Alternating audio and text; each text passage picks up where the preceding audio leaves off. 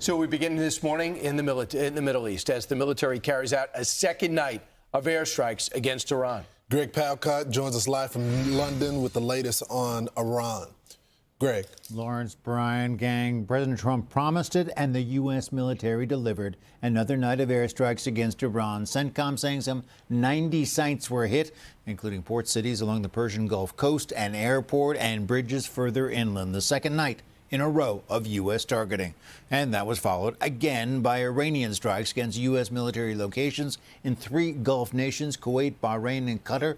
Missiles and drones used in those attacks. All this disruption of the temporary ceasefire between Iran and the U.S. triggered by Iranian hits on 3 ships traveling through the Strait of Hormuz earlier this week. Iran thinks it still has control there. On his way back from a NATO summit in Turkey, here's what President Trump said on Air Force One.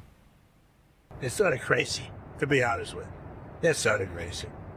They're a little bit out of control, but they want to make a deal. Badly.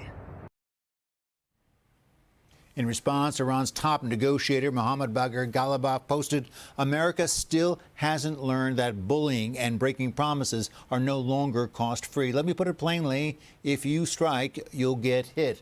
Actual negotiations between the two sides regarding the 14-point memorandum of understanding had been paused for Iran's funeral proceedings for its former supreme leader, Ayatollah Ali Khamenei, killed in the first days of the conflict.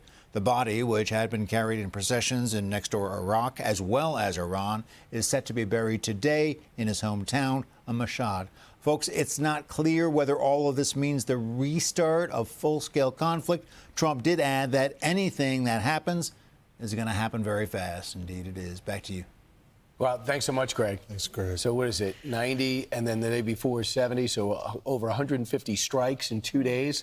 I'd like to know details of it. We don't have the details of it, but the one thing is pretty clear.